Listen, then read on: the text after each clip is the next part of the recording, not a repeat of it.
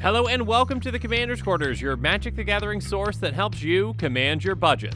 This show and episodes like this one are possible thanks to viewers like you. If you're looking for an easy way to help support this show, make sure that you like, share, and subscribe. Also, hit that bell notification icon so you don't miss any new episodes. You can also go check out our playmats and other merchandise at thecommandersquarters.com. Another easy way to support this show is with our TCG player affiliate links. So whether you're buying a deck or individual cards, you can use this general link right here or one in the description. And the final way that you can support this show is by supporting us directly by becoming a patron. There are many benefits to being a patron, and I truly couldn't do this without all their support. There's even a brand new Brigadier General tier where you can get a shout out on a Commander's Quarters episode that's dedicated to you. Hey everyone, Mitch coming in from the Commander's Quarters studio. Welcome to the show. So the Innistrad Midnight Hunt spoiler season has wrapped up, and during spoiler season, a lot of those cards that get a lot of the attention, are those mythics and the rares and the exciting new commanders. But what gets slept on during spoiler season is those commons and uncommons, those unheralded cards that deserve some attention too. So in this episode, I'm going to be highlighting those commons and uncommons from this set that you should not be sleeping on. So with all that said, let's jump into it.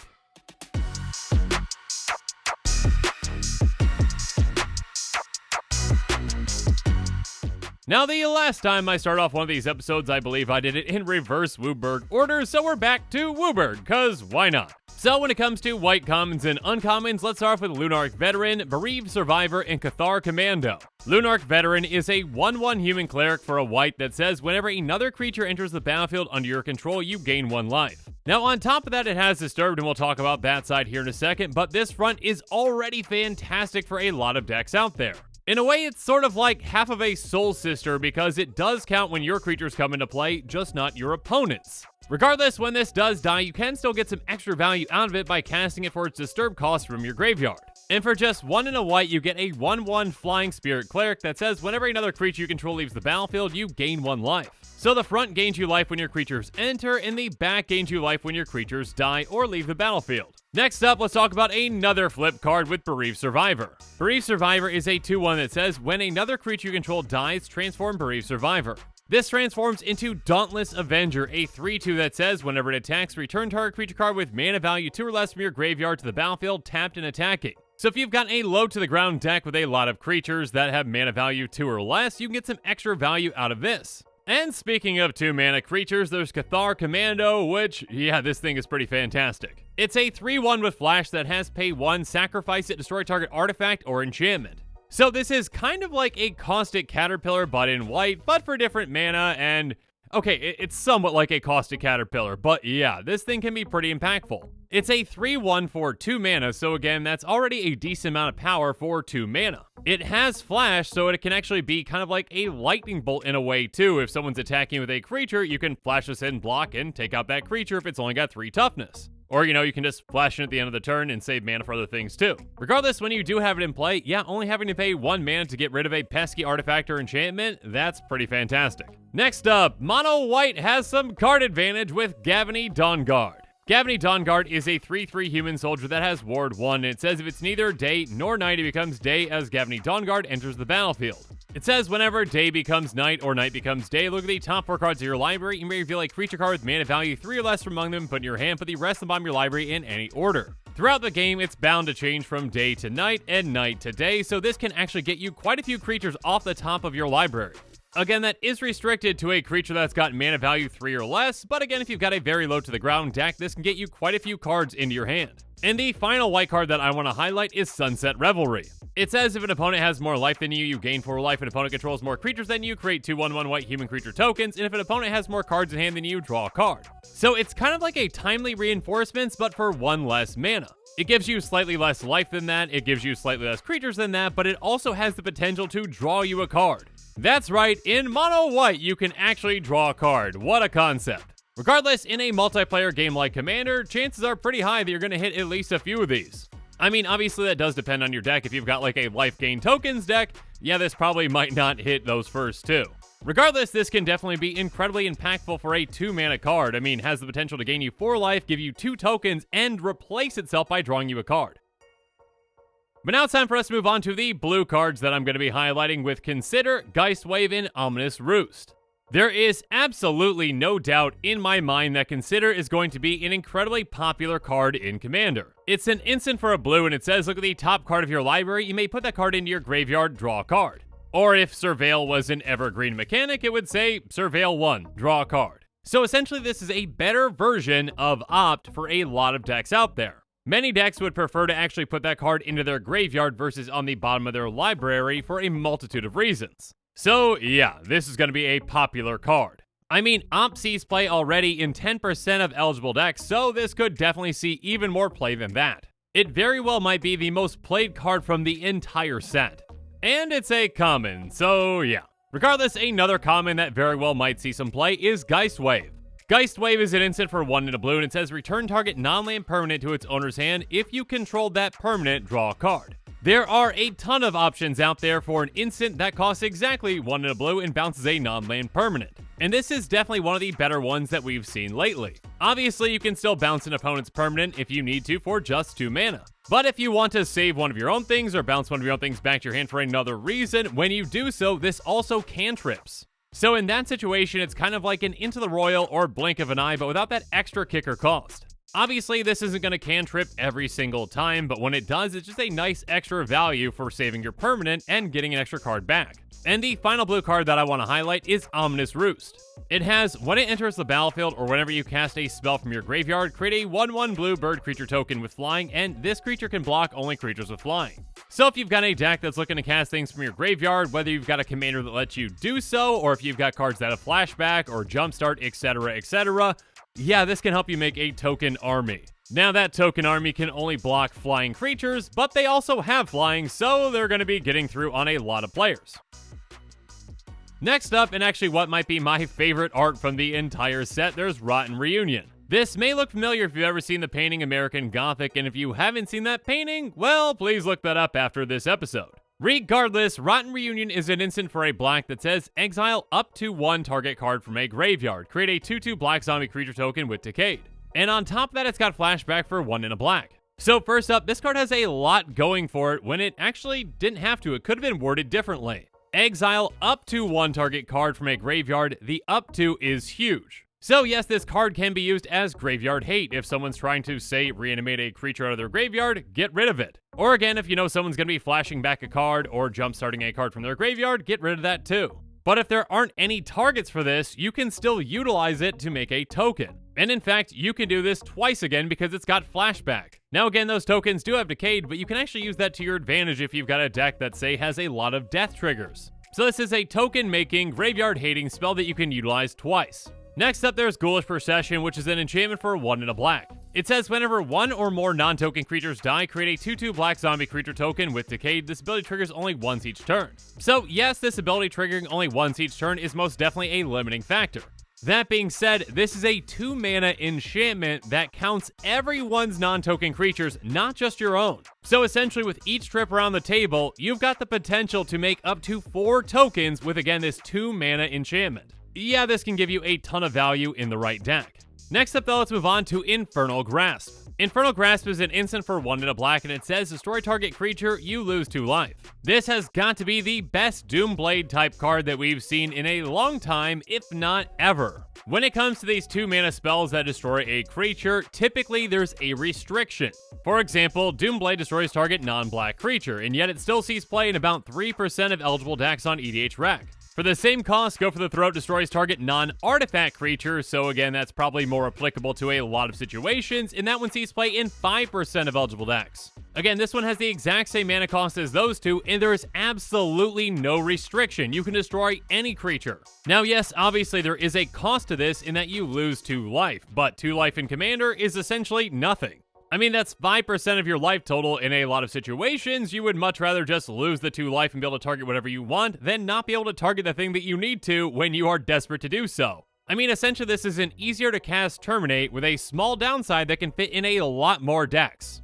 So yeah, this card is going to see a lot of play as well. Next up, let's talk about Novice Occultist, a 1/2 human wizard for 1 and a black. Novice Occultist has when it dies, you draw a card and lose 1 life. So this card might seem very familiar because it's kind of like a reverse version of Dusk Legion Zealot. But instead of providing you that card advantage and loss of life when it enters the battlefield, it does so when it dies. Regardless, there are a lot of decks that revolve around death triggers and might want to utilize a card like this. And speaking of death triggers, let's talk about Morbid Opportunist. It's a 1/3 human rogue that says whenever one or more other creatures die, draw a card. This ability triggers only once each turn.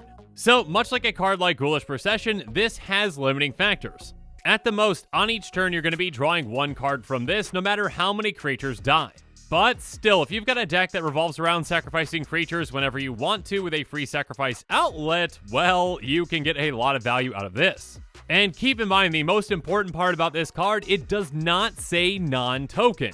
So obviously, make a bunch of token creatures, and then on every single player's turn, sacrifice one of them and draw a card. 4 cards with each trip around the table, yeah, that's a lot of value. And speaking of drawing cards, finally we've got Blood Pact, which is an instant for 2 and a black that says target player draws 2 cards and loses 2 life. So this is a Sign in Blood with a higher casting cost, but a less restrictive casting cost, and it's at instant speed. Yeah, I'm personally a big fan of this card. It might not give you as much value as something like a Read the Bones, which also lets you scry 2 first, but it does have instant speed, so it gives you that flexibility. And having that additional flexibility can help you out in a lot of situations. So yeah, I can see this card being used in quite a few decks out there. I mean, Read the Bones sees play in 11% of eligible decks, and I'm not saying that I'm expecting it to get to that much, but yeah, this card definitely has a lot of potential. Now let's move on to red with the cards Cathartic Pyre, Electric Revelation, and Ardent Elementalist. Cathartic Pyre is an instant for 1 in red and says choose 1. Cathartic Pyre deals 3 damage to our creature or planeswalker, or discard up to 2 cards, then draw that many cards. So yeah, this card is quite flexible and can help you out in a lot of different ways. If there's a pesky creature on the board that's small or that's been dealt damage, you can utilize this to finish it off. Also, of course, the same can be said for a planeswalker. And if you don't need it for removal, utilize it to loot, and again, you can loot in a very flexible way as well. Again, it says discard up to 2 cards, then draw that many cards. So again, if you don't want to discard 2, just discard 1. It's definitely not the most efficient loot spell out there, but it is one that has flexibility again that can act as removal. So yeah, I can definitely see this card seeing some play. Next up, another one that I think's got some potential is Electric Revelation. It's an instant for 2 and a red, and it says as total cost to cast this spell, discard a card, draw 2 cards, and it's got flashback for 3 and a red. So instant speed, loot 1, draw 2 that you can flash back for extra value, yeah, that's got potential. It's essentially a Thrill of Possibility that costs 1 extra mana, but because it does cost that extra mana, you can cast it again. And speaking of casting things again, Ardent Elementalist is, well, it's going to be a great card in Commander. It's a 2/1 human shaman that costs 3 and a red, and when it enters the battlefield, return target instant or sorcery card from your graveyard to your hand. Now, if that sounds familiar to you, it's because this is essentially a red version of our Chaomancer, which sees a lot of play in Commander. In fact, according to EDH Rec, it sees play in 7% of eligible decks, and yeah, Ardent Elementalist is basically that. And actually, this card is even easier to cast with a less restrictive casting cost. And if you've got a deck that's got both red and blue in it, and you're already running our Chaomancer, well, have fun adding essentially another one to the mix. But now it's time for us to move on to green, though, and the cards I'm going to be highlighting here are Turn the Earth, Outland Liberator, and Dryad's Revival.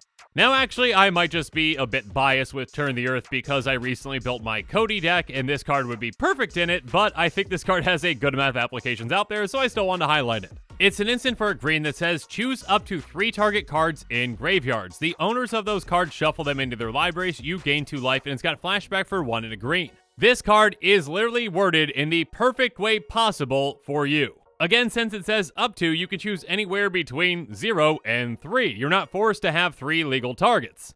It also doesn't make you decide between your graveyard or your opponent's graveyards. You can pick any 3 cards. So if you've got a card that you need to get back like my Cody deck does, well, target that, and while you're at it, target some things in your opponent's graveyards that you don't want them to get back. And by that I mean, obviously, if it's a card that's got flashback or jumpstart, or if it's a creature that they can reanimate with their deck, etc, etc. On top of all this, again, this card is also gaining you 2 life, and you can flash it back again. So again, I think this might be for specific decks, but for the decks that want it, they are really gonna want it. Regardless, next up there's Outland Liberator, a 2/2 human werewolf that costs 1 and a green. It has pay 1, sacrifice to destroy target artifact or enchantment, and it's got Daybound. On the backside, we've got Frenzied Trapbreaker, a 3/3 werewolf that has pay 1, sacrifice it, destroy target artifact or enchantment, and whenever it attacks, destroy target artifact or enchantment defending player controls. So again, this is kind of like that Caustic Caterpillar type card, but more so like a Qasali Pride Mage without the Exalted, but then the backside is even better. I mean, that backside can essentially repeatedly destroy artifacts or enchantments by attacking, kind of like a Trigon Predator, or actually maybe more so a Kogla. And at the very least, even if this is going to die in combat, well, just sacrifice it to destroy something else, so you're getting 2 for 1. And again, you're getting all this for a 2-mana creature that eventually becomes a 3-mana creature for you, without you really having to do anything. So yeah, a lot of value can be had with this little card. Regardless, next up there's Dryad's Revival, a sorcery for 2 and a green, and it says return target card from your graveyard to your hand, and it's got flashback for 4 and a green. So essentially this is a regrowth, but for 1 additional mana, but for that extra cost, this is giving you flashback too. I mean, it's just basically an improved Recollect, and again, when it comes to flashing back and being able to get another card out of your graveyard back to your hand, that can be incredibly impactful. So, though it's not as efficient, again, as a regrowth, that extra cost might actually be worth it for some decks. Because again, the potential to utilize this again can be huge.